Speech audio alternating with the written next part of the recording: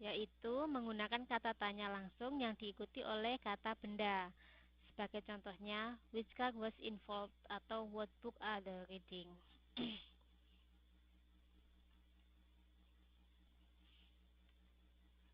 Kemudian selanjutnya yaitu possessive adjektif, yaitu jenis kata sifat yang menunjukkan kepunyaan, biasanya menggunakan my, yours, his, her, its, our atau their. Sebagai contohnya, this is my book atau my dad is an actor.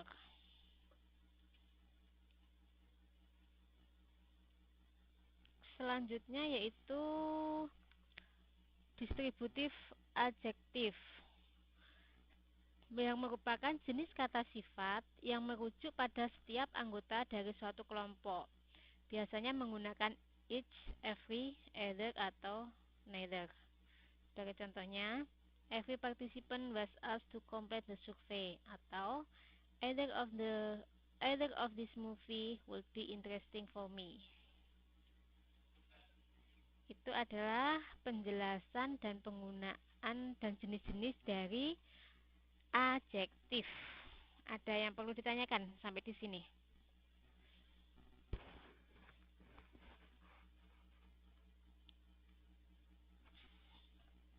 Yang lainnya, Mbak Nuni Lutfia, Mbak Nur ya, Mbak Sopi. Ada pertanyaan kah? Oke, kalau tidak ada, kita lanjut ke selanjutnya yaitu to, for, and so that. Dari perbedaan ketiga kata ini. Yang pertama kita bahas masalah to. Yaitu yang pertama, apa yang pertama? To itu digunakan untuk menyatakan alasan seseorang melakukan sesuatu. Seperti contohnya, she asked me to telephone her, atau why does she work, atau sebagai jawabannya kan berarti to get money. Kemudian to juga digunakan untuk menyatakan alasan suatu benda dan atau alasan seseorang memiliki, menginginkan atau membutuhkan sesuatu. Seperti contohnya, I did that to keep her awake, atau they have a dog to protect their property. Kemudian yang ketiga, untuk menyatakan sesuatu yang dapat dilakukan atau harus dilakukan dengan sesuatu hal. Seperti contohnya, would you like something to drink? Atau she had a chance to win the game. Itu adalah fungsi dari to. Kemudian untuk for. For di sini digunakan yang pertama untuk menyatakan maksud. Untuk formnya rumusnya dia menggunakan for plus noun, yaitu seperti contohnya she come here to holiday, berarti dia datang ke sini untuk holiday, atau the letter is for me. Kemudian yang kedua, yang rumusnya menggunakan for plus somebody plus to plus do something. Sebagai contohnya, there is a ticket for me to attend the party. Berarti kan ini adalah tiket untukku untuk menghadiri sebuah pesta. Atau contoh yang kedua, a house is a place for women to live in. Berarti kan rumah adalah tempat di mana orang-orang itu untuk tinggal. Yang ketiga, contoh yang ketiga, they have a dog to protect their property. Kemudian poin yang ketiga, for plus ing, yaitu digunakan untuk menyatakan maksud yang umum dari suatu hal. Seperti contohnya, this knife is for cutting meat, atau artinya kan pisau ini digunakan untuk memotong daging, atau the wall is for separating the two neighbors. Berarti kan tembok itu digunakan untuk memisahkan dua orang tetangga. Untuk poin yang keempat, for itu digunakan untuk menyatakan maksud dan tujuan. Biasanya rumusnya adalah what for. Sebagai contohnya, what is that monitor for? Berarti apakah kegunaan atau maksud dari monitor, penggunaan dari monitor? Itu adalah untuk kalimat tanyanya. Di sini lanjut yaitu untuk so what. So word. So memiliki banyak arti apabila digunakan dalam beragam kalimat. Seperti contohnya, so plus adjektif plus that plus sentence. Dalam bahasa Indonesia kita terjemahkan menjadi begitunya sehingga. Seperti contohnya kan, Alice is so beautiful then everybody like her. Then everybody likes her. Berarti kan Alice itu sangat cantik sehingga setiap orang itu menyukai dia. Atau the river is so polluted then I cannot see any fish. Berarti kan di sini sungainya itu sangat tercemar sehingga kita tidak dapat melihat ikan. Kemudian yang ketiga yaitu English is so important then we need to learn. Berarti kan English itu sangat penting sehingga kita butuh untuk belajar. Sudah, ini adalah materi untuk pembahasan masalah so, that, to, dan for. Ada pertanyaan nggak untuk sampai di sini? Adakah pertanyaan?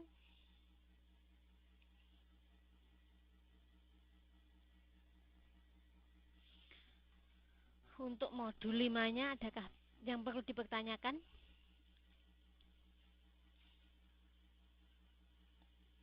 Kalau tidak, tadi 5, kita ke modul 6-nya mana? Dengan yang plusnya. Maksudnya yang mana, Mbak? Yang Mbak Sophia yang mana? Yang plusnya, yang plusnya.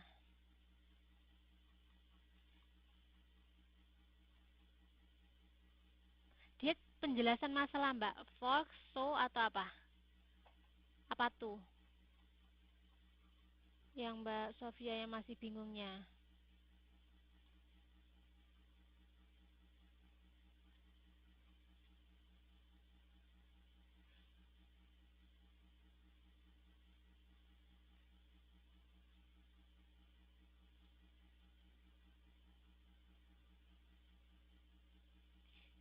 So what ini ya? Ini dalam bahasa Indonesia begitu titik-titik. Begitu apa? Berarti di sini kan ada kata. Dia kan di sini sebagai adjektifnya kan? Then sentence. Sentence ini maksudnya kalimat. Berarti apa sih namanya? Rumusnya itu so plus adjektif plus that atau kemudian diikuti dengan sentence. Seperti sini. Alice is so beautiful that everybody likes her. Berarti kan di sini kalau di sini kan so. So kan di sini so kan. Terus kemudian beautiful sebagai adjektif, then ada then, kemudian everybody sebagai dia sentence. Itu untuk formnya. Berarti Alice is so beautiful that everybody likes her. Berarti kalau diterjemahkan kan Alice begitu cantiknya sehingga semua orang menyukainya. Kalau diterjemahkan dalam bahasa Indonesia seperti itu. Itu untuk ini kalimat begitunya sehingga itu loh. Mbak Sophie sudah pahamkah?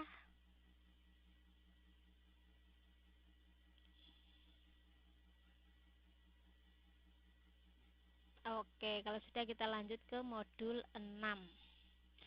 Semoga tidak itu.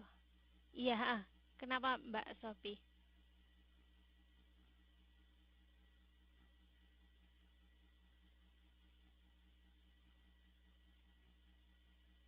Ini jembalian nggak?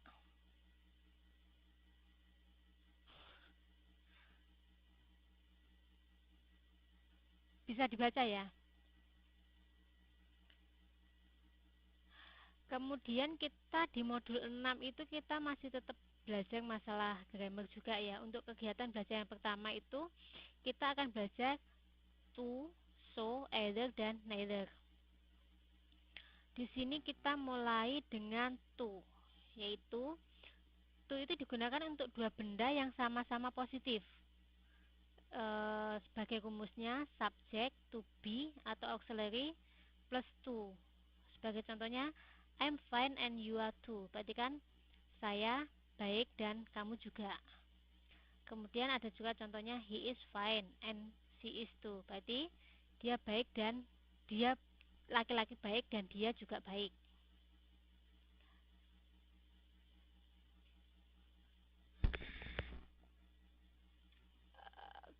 Kemudian untuk so, yaitu digunakan untuk dua kalimat yang sama-sama positif, yaitu so plus to be plus auxiliary plus subject.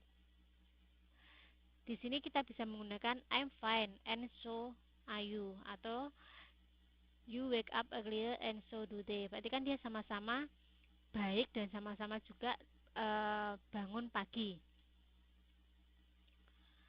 Kemudian kita menggunakan either. Either itu berbeda dengan so dan to, yaitu dia digunakan untuk dua kalimat yang sama-sama negatif, yaitu subject plus to be atau auxiliary plus not plus either. Sebagai contohnya, Mr. Agus is not reading a newspaper and Mr. Judy is not either. Atau you did not wake up early and they didn't either. Atau juga I'm not fine and you are not either. Kemudian untuk neither itu juga digunakan dalam dua kalimat yang sama-sama negatif. Kalau tadi di sini kan subject plus to be atau auxiliary plus not either. Kalau yang untuk neither dia neithernya di depan, yaitu menjadi neither plus to be atau auxiliary plus subject. Kalau contohnya di sini dengan contoh yang sama, yaitu Mr. Agus is not reading newspaper and neither is Mr. Judy. Atau you did not wake up early and they didn't. You did not wake up early and neither did they. Atau yang ketiga, I'm not fine and neither are you. Itu adalah untuk penggunaan dari to, so, either, dan neither.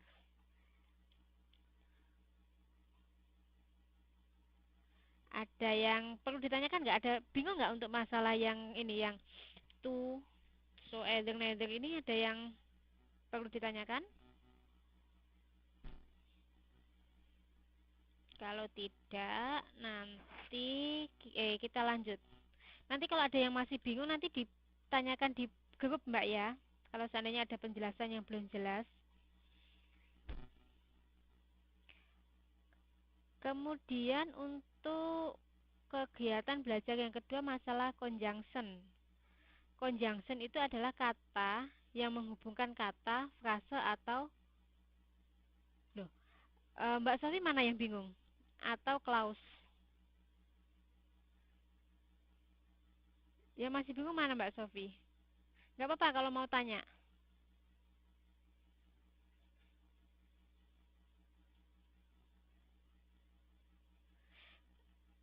Mbak Sofi sambil ngetik ya. Nanti maksudnya mana yang belum paham nanti kita bahas.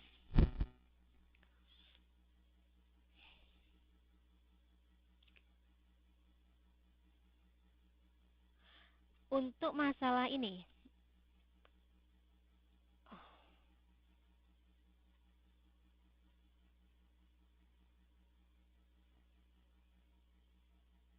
ini dia cuma dibalik Mbak. Jadi gini, kalau seandainya kita bahas to dan so ya.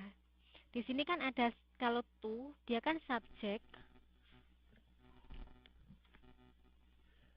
Dia kan subjek plus to be plus to, ya kan? Ini subjek plus to be plus to. Sedangkan untuk so dia dibalik. Jadi so-nya di depan. So plus to be plus subjek. Kalau contohnya di sini kan I'm fine and you are too, ya kan? Ini kan untuk contoh. Kemudian kalau kita mau menggunakan so, itu dengan kata yang sama, I'm fine and so are you. Ini. Jadi di sini cuma, oh alah nggak ada tulisan.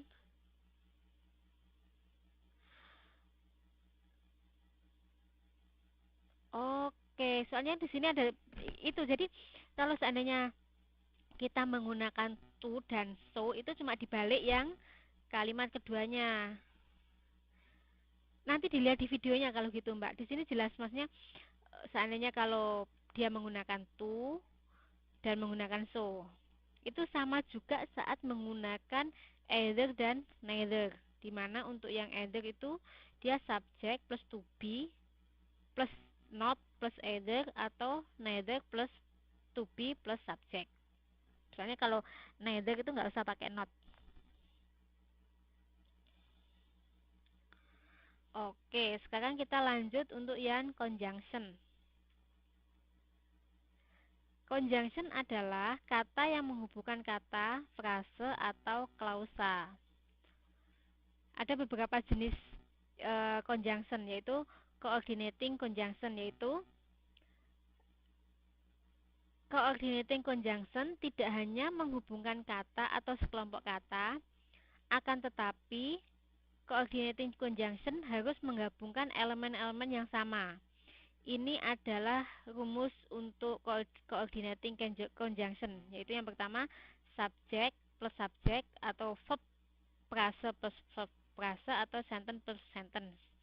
Sebagai contohnya ini, we are going to a zoo and aquarium on same day. Berarti kan di sini dia menggunakan a zoo dan aquarium untuk jadi ada dua kata a zoo dan aquarium, dia menghubungkan dengan kata and. Berarti dia menjadi we are going to a zoo and aquarium on a same day. Atau yang kedua, do you want a red or do you want a red one or a blue one? Berarti kan dia juga sebagai penghubung, tapi di sini kan berkebalikan kan. Kalau and itu dua hal yang sama, kalau kebalik or itu kan kebalikan. Kemudian contoh yang ketiga, this song has been very popular, so I download it. Berarti kan lagu ini sudah sangat terkenal sehingga saya mendownloadnya.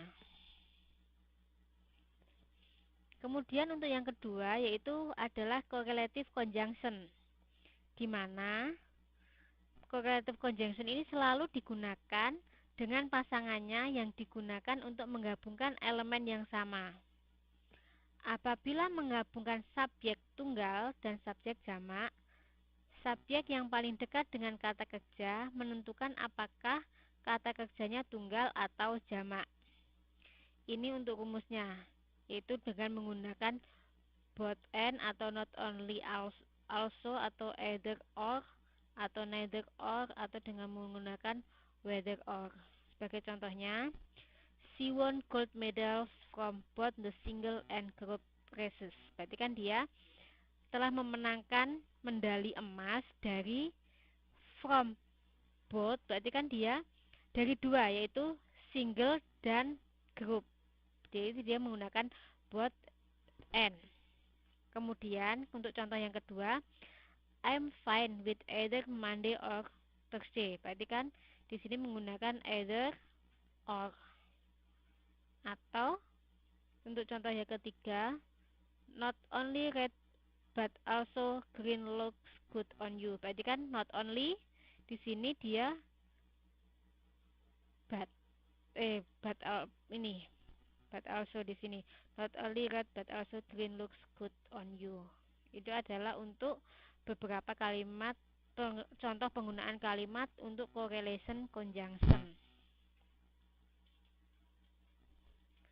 Kemudian untuk yang ketiga yaitu dengan subordinating conjunction, yaitu sangat penting untuk membentuk anak kalimat. Biasanya untuk waktu dia menggunakan after, before, when, while, since atau until. Sedangkan untuk cause plus effect dia biasanya menggunakan because, since, know that, as atau in order that atau so. Sedangkan untuk opposition biasanya digunakan although, though, even though, whereas atau while. Sedangkan untuk condition biasanya menggunakan if, unless, only if, whether or not atau even if, atau satunya lagi in case. Sebagai contohnya di sini adalah although it was raining, I ran home. Berarti kan meskipun sedang hujan, saya pulang ke rumah.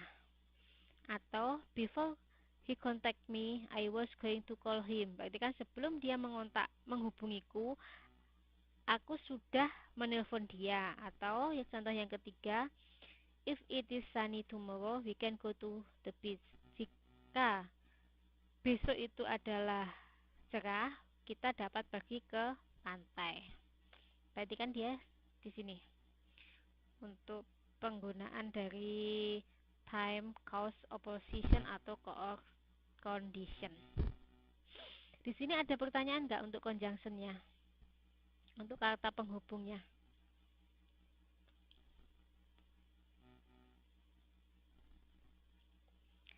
Kalau tidak, dilanjut ya untuk kegiatan belajar 3 tentang spelling atau pengungkapan.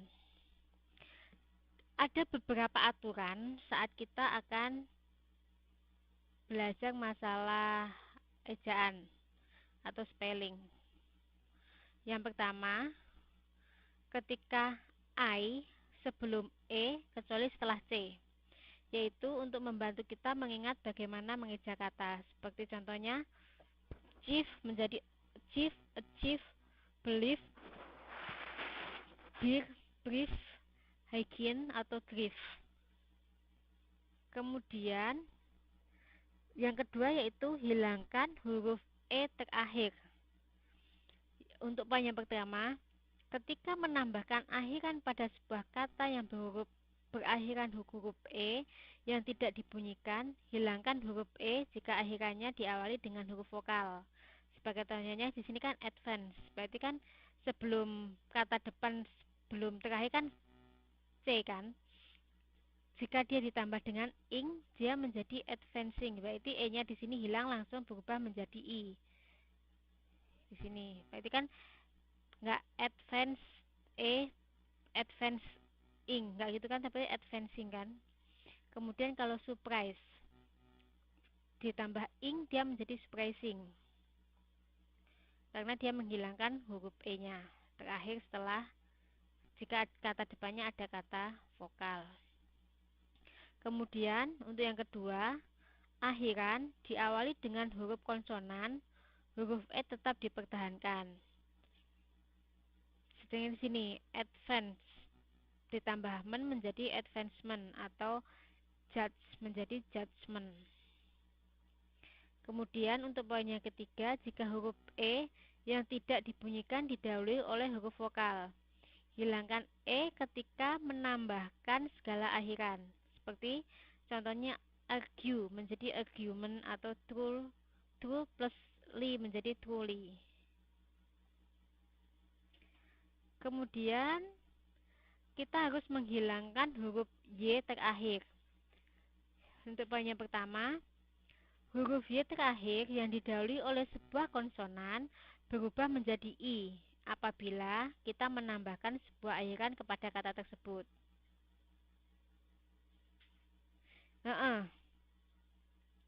Jadi kalau supply dia menjadi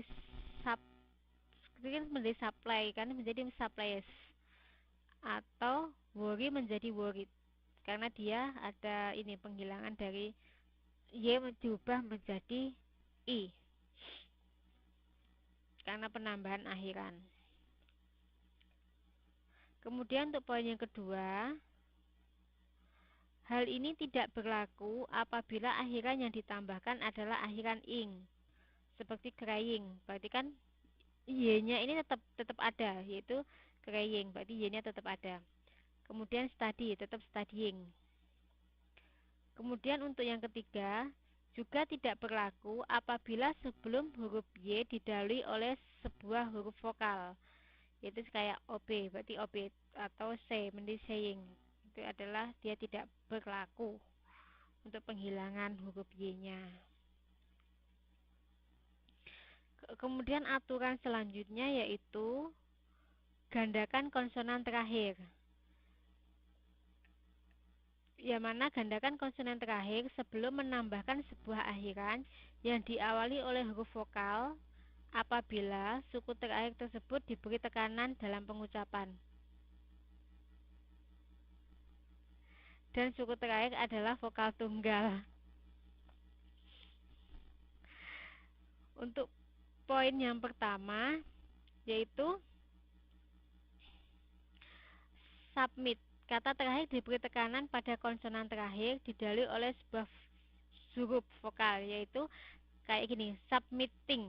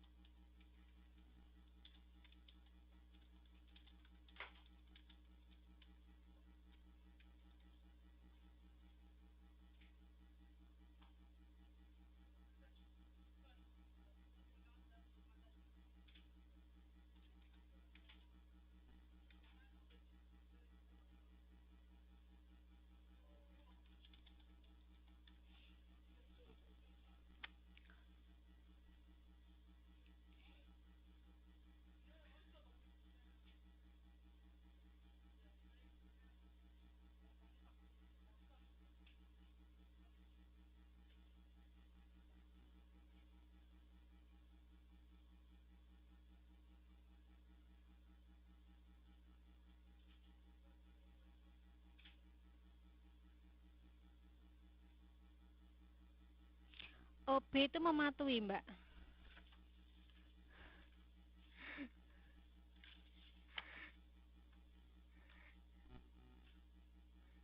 Oke, tadi apa namanya? Mbak Herlina Kalaki. Oke, sekarang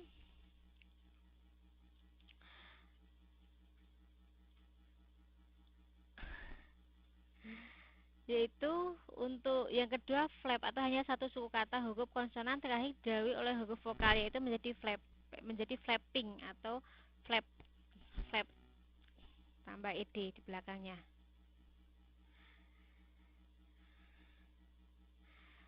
Itu juga berlaku dengan open.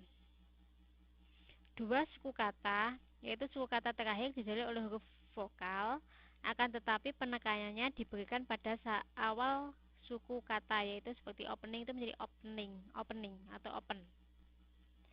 Untuk refer, dua suku kata dan penekannya terdapat pada suku kata terakhir.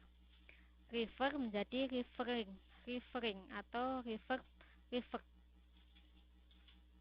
Untuk yang kelima, yaitu deal menjadi dealer, yaitu huruf konsonan terakhir didahului oleh dua buah huruf vokal atau dealing.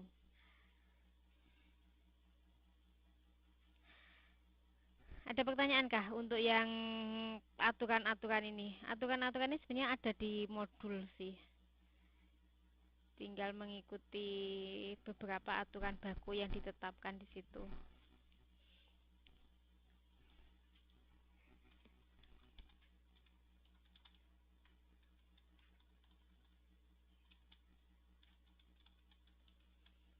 Oke.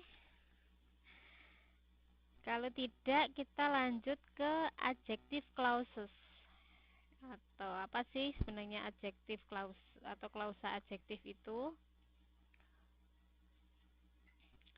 Adjective clauses adalah dependent clause yang memiliki subjek dan predikat yang tidak berdiri sendiri dalam kalimat, yaitu adjective clause ini berfungsi seperti halnya adjektif yang menerangkan nouns atau kata benda atau pronouns atau kata ganti. Seperti the red coat atau the coat which I bought yesterday.